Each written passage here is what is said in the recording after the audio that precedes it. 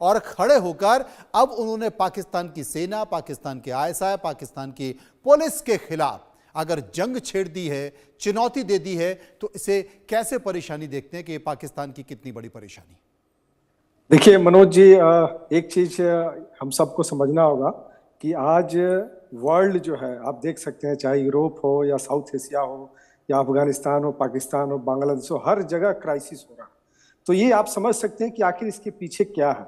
और देखिए, ये जो बलूचिस्तान की जो समस्या अभी जो दिख रही है, वो एक दिन की समस्या नहीं है। ये जब से बलूचिस्तान को जब पाकिस्तान के साथ उसको मिलाया गया, और हम सबको पता है कि ये फोर्सिबली पाकिस्तान ने उसका अधिग्रहण किया और उस समय से उसकी आजादी की लड़ाई वो लोग लड़ रहे हैं। और जहां पे मुझे लगता है कि वर्ल्ड में जितनी भी जगह अगर सबसे ज्यादा कहीं एट्रोसिटी अगर हुई है तो उस एरिया में हुई है। और उस न्यूज को छुपाया गया, उस न्यूज को बताया नहीं गया, चाहे ह्यूमन राइट्स के माध्यम से, जितने भी इंटरनेशनल ऑर्गेनाइजेशन, सबने वहां पे एक डूबियस कैरेक्टर रोल प्ले किया। आज जिस तरीके से पाकिस्तान जैसे जैसे कमजोर होते जा रहा है, आप देख सकते हैं कि तालिबान जैसे पाकिस्तान पे एंट्री कर रहा है पीछे से, टीपीपी के द्वारा, टीटीपी के द्वारा। इधर बलूच आर्मी में अभी जो ब्रास में जो एक मीटिंग हुई है, जिसमें सारे जितने भी छोटे छोटे जो ग्रुप्स थे वो सब मिलकर पाकिस्तान के खिलाफ खड़े हो रहे हैं। बेसिकली हम सबको समझना होगा कि आज पूरे वर्ल्ड में हर व्यक्ति रिसोर्स की लड़ाई लड़ रहा है, और बलूचिस्तान पाकिस्तान का एक बहुत बड़ा भाग है। मुझे लगता है कि उसका लगभग 50% हिस्सा है, और 6-7 डिस्ट्रिक्ट हैं जो कि अलग होने की बात कर रहे हैं, और रेफरेंडम की बात वहां पे हो चुकी है। तो आप समझ सकते हैं कि, और सामरिक दृष्टि से भी बहुत ही इंपॉर्टेंट प्लेस है। एक तरफ वो चाइना को टच करता है, अफगानिस्तान को टच करता है, अरेबियन सी को टच करता है, और वहां पर नेचुरल रिसोर्सेज सबसे ज्यादा है। लेकिन वहां के जो बलूच जो लोग हैं, उनकी हिस्सेदारी बिल्कुल नहीं है। और पाकिस्तान की आर्मी ने जिस प्रकार से वहां पे लोगों पे अत्याचार किया है, इसका एक सीरीज ऑफ एट्रोसिटी है। अगर हम इतिहास में जाए तो मुझे लगता है कि इससे बड़ा अपराध पाकिस्तान आर्मी का किसी कहीं, मतलब आप तुलना नहीं कर सकते इस चीज का। लेकिन उसके बावजूद भी जिस प्रकार से पूरा वर्ल्ड और खास करके इंटरनेशनल ऑर्गेनाइजेशन जो चुप है, तो इन सब चीजों को भी देखना होगा। और आज जिस प्रकार से अमेरिका में जो ट्रंप शासन आई है, जिसके चलते पूरे वर्ल्ड का जियो पॉलिटिक्स चेंज हो रहा है, और उसी का असर आज आपको यहाँ देखने को मिल रहा है। और नो डाउट ये पाकिस्तान के लिए बहुत ही इंपॉर्टेंट है। और मुझे लगता है कि अगर जिस तरीके से बलूच के लोग जो लड़ाके हैं, जो उनके जो फाइटर्स हैं, और जिस तरीके से उन्होंने एक मुहिम पाकिस्तान आर्मी के खिलाफ किया है, तो मुझे लगता है कि इनमें सफलता जरूर मिल सकती है। क्योंकि आज इनको सपोर्ट भी मिल रहा है, बलूचिस्तान को सपोर्ट भी मिल रहा है, क्योंकि पाकिस्तान ने बनने के बाद से आज तक उसने हमेशा पॉलिटिकल इंस्टेबिलिटी की दूसरे देशों पे, नेबर कंट्रीज पे किया। आज वो सारे देश नजर बिठाए हुए हैं और कहीं ना कहीं किसी न किसी रूप से वहां पे मदद कर रहे हैं। और मुझे लगता है कि पाकिस्तान की बहुत बुरी स्थिति होने जा रही है आने वाले समय में। ये स्थिति क्या होने, लेकिन फ्रंट बनाने की जरूरत क्या आन पड़ी पाकिस्तान के खिलाफ? अगर ये नया फ्रंट बना है तो इसके पीछे का कारण क्या है? ग्राफिक के जरिए आपको बताता हूं कि पाकिस्तान पर यह डबल अटैक कैसा है। असल में पाक सेना ने अज़्म-ए-इत्तेहकाम लॉन्च किया था, ये इसका नाम है, जो कि आतंकवादी विरोधी ऑपरेशन ये कहलाता है। अज़्म-ए-इत्तेहकाम ऑपरेशन के शुरू होने के बाद Baloch liberation army, Baloch liberation front और टीटीपी का पाक सेना पर हमले तेज हुए। बलूच विद्रोही गुट अब एक साथ आ खड़े हुए हैं। अभी तक ये सभी के सभी अलग अलग ऑपरेट करते थे, लेकिन अब जितने भी फ्रंट हैं वो सारे फ्रंट मिल गए हैं और अज़्म-ए-इत्तेहकाम बना लिया गया है। इसे एक मंच के तौर पर बनाया गया है, और अब इस मंच पर सारे लोग आतंकवाद के खिलाफ लड़ेंगे। चौधरी पाकिस्तान से हमारे साथ मौजूद हैं, मुजफ्फर अली चौधरी साहब। चौधरी साहब, आपका स्वागत है। कैसे देखते हैं आप इस फ्रंट को, और कैसे देखते हैं पाकिस्तान की सेना पाकिस्तान के खिलाफ बलूचिस्तान से जो संकेत निकल कर आ रहे हैं उसे? एक बार अनम्यूट कर लीजिए प्लीज।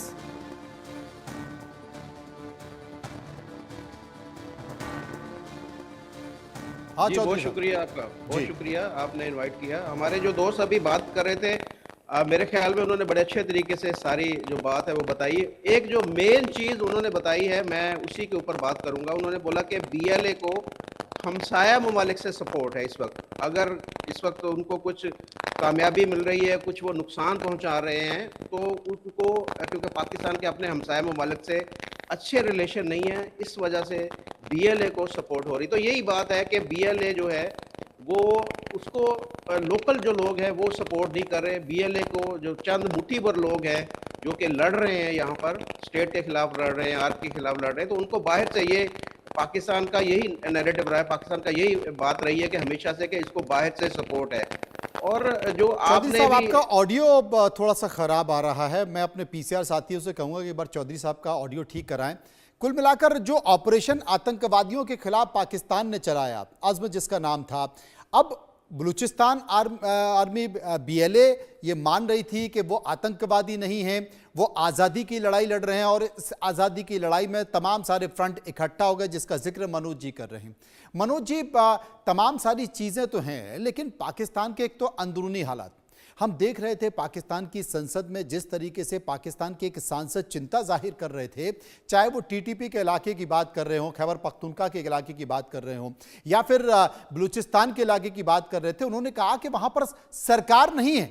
और अगर पाकिस्तान की सरकार ने, पाकिस्तान की सियासत ने अगर वहां पर बहुत जल्द ध्यान नहीं दिया तो वो दिन दूर नहीं कि पाकिस्तान के कई टुकड़े हो जाएंगे, उसमें बलूचिस्तान भी है। शायद इन्हीं संकेतों के मद्देनजर उनका यह संदेश था। देखिए मनोज जी, 23 जून 2024 को यह ऑपरेशन शुरू किया गया था और ये ऑपरेशन जिस तरीके से शुरू किया गया था, आप समझ सकते हैं कि वो बलूचिस्तान के जो वहाँ के जो सिटीजन्स हैं उनके ऊपर किस तरीके का एट्रोसिटी किया गया।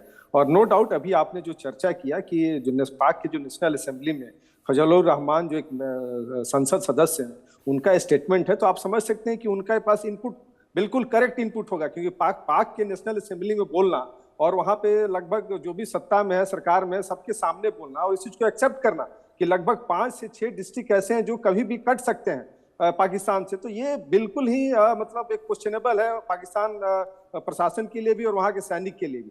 अब ये स्थिति उत्पन्न क्यों हुई? क्योंकि आप देखिए वहां पे लगभग पॉपुलेशन भी लगभग 2% पॉपुलेशन है वहां पे उस एरिया में, और सबसे ज्यादा एट्रोसिटी वहां पे किया जाता है क्योंकि वहां के सिर्फ संसाधन पे पाक के जो सैनिक हैं और खास करके जो पाक सरकार है वो वहां से एक तरीके से ड्रेन करती है और वहां के लोगों को उसमें हिस्सा नहीं मिलता है। और वहां पे आप देख सकते हैं कि चाहे किसी भी तरीके की सुविधा हो, क्योंकि देखिए आज हम वर्ल्ड के इस टेक्नोलॉजिकल वर्ल्ड में हम किसी को बहुत दिन तक गुमराह करके नहीं रख सकते, और पाकिस्तान ने हमेशा से बलूच के जो हमारे जो वहाँ पे जो हमारे भाई हैं, जो हमारे जो वहाँ के सिटीजन्स लोग हैं, उनके साथ किसी न किसी रूप से हमेशा से एट्रोसिटी किया है। लेकिन अब जिस प्रकार से अंतर्राष्ट्रीय ताकतें मजबूत हो रही हैं, जिस प्रकार से पाकिस्तान डे बाई डे, आप देख सकते हैं पिछले 10 सालों में पाकिस्तान की स्थिति क्या हो गई है, तो ये समझने की जरूरत है कि आखिर पाकिस्तान का जब से ओरिजिन हुआ, कोई भी देश का जब ओरिजिन होता है तो उसका ग्रोथ होता है, लेकिन वो डे बाय डे डिक्लाइन होते जा रहा है। आप देख सकते हैं कि लगभग वहां पे 6 से 7 बार पॉलिटिकल इंस्टेबिलिटी खड़ी हुई, कभी आर्मी आती है, कभी सिविलियन आती है, कभी आईएसआई कंट्रोल करता है,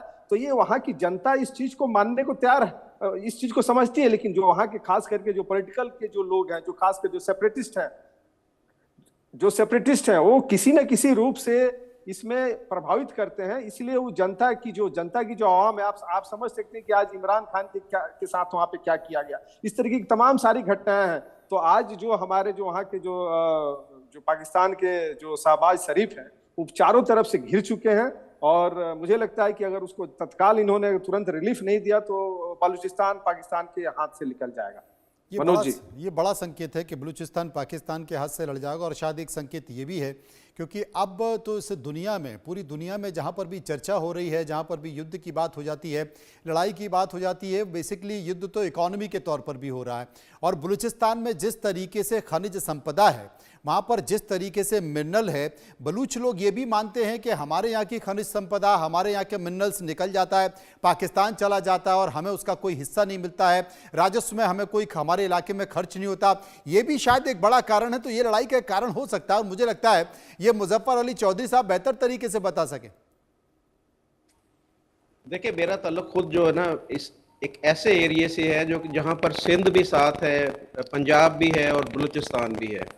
और आपने मिनरल की बात की, तो मिनरल सिर्फ बलूचिस्तान में नहीं निकल रहा, आप ऑयल और दीगर मिनरल की बात करें तो वो सिंध के अंदर भी बहुत ज्यादा निकल रहा है। और जो गैस की बात की जाती है कि गैस ज्यादा बलूचिस्तान से निकलती है, तो 30% जो गैस है वो पंजाब से निकलती है, पिंडी गैप एक इलाका है, वहां से निकलती है। तो ये कहना कि जी मिनरल सिर्फ बलूचिस्तान से निकल रहा है और वो सारा का सारा जो बाकी पाकिस्तान वो उसको यूज कर रहा है, ये मेरे ख्याल में ठीक नहीं है। अब बाकी ये बात जरूर है कि कुछ एरियाज ऐसे वहां पर जरूर हैं कि जहां पर डेवलपमेंट कम है, वहां पर डेवलपमेंट जरूरत से कम है, उनको ज्यादा होना चाहिए। लेकिन डेवलपमेंट तो अगर सिर्फ इस बुनियाद इसको देखा जाए कि जी डेवलपमेंट कम है तो हम बंदूक उठा लें, तो सिंध के बहुत सारे एरियाज ऐसे हैं कि जहाँ पर भी इसी तरह के हालात हैं। पंजाब, जनूबी पंजाब जो है वहाँ पर भी इस तरह के, लेकिन वहाँ पर ये चीज़ नहीं है। वहाँ पर लोग ज़रूर ये कहते हैं कि यहाँ पर डेवलपमेंट होनी चाहिए, यहाँ पर तरक्की होनी चाहिए, लेकिन कभी भी उन्होंने जो आर्मी के खिलाफ या स्टेट के खिलाफ उन्होंने हथियार नहीं उठाए। तो मेरा पॉइंट वही है, पहले जो मैंने कहा था कि जो लोग कुछ ऐसे हैं जिनको फॉरेन फंडिंग होती है, कि चंद लोग हैं जो लोगों को गुमराह करते हैं, उनको बरगलाते हैं और बरगला कर वो हथियार उठाते हैं। ये मुट्ठी भर लोग हैं, ये कुछ ज़्यादा नहीं है। ये मीडिया जो जितनी हाइप एक क्रिएट कर रहा है कि जी वहाँ पर पता नहीं क्या हो गया, ये हो जाएगा। और दूसरा, हमारे जो अभी पैनलिस्ट थे उन्होंने जो बात की मौलाना फजलुर रहमान की, कि मौलाना फजलुर रहमान ने कहा है कि कुछ जो ऐसे डिस्ट्रिक्ट हैं जहाँ पर रूल ऑफ लॉ नहीं है, तो वो ये बलूचिस्तान के साथ मिला रहे हैं। हालांकि वो बलूचिस्तान की बात नहीं कर रहे थे, वो खैबर पख्तूनख्वा की बात कर रहे थे। और खैबर पख्तूनख्वा में भी हमें पता है कि वो सारा कुछ जो कुछ हो रहा है वो टीटीपी कर रही है। और वो टीटीपी लेकिन तमाम इलाकों से संकेत निकल कर आ रहे हैं कि पाकिस्तान अलग अलग फ्रंट पर किस तरीके से घिरता जा रहा है। बहुत बहुत शुक्रिया करेंगे चौधरी साहब का। मनोज जी हमारे साथ बने हुए, क्योंकि एक और बड़ा विषय है और वो विषय है बांग्लादेश का। बांग्लादेश साजिशों का नया गढ़ बनता जा रहा है। सोते जागते बांग्लादेश की अंतरिम सरकार के मुखिया मोहम्मद यूनिस भारत के खिलाफ साजिश बुनते जा रहे हैं। अब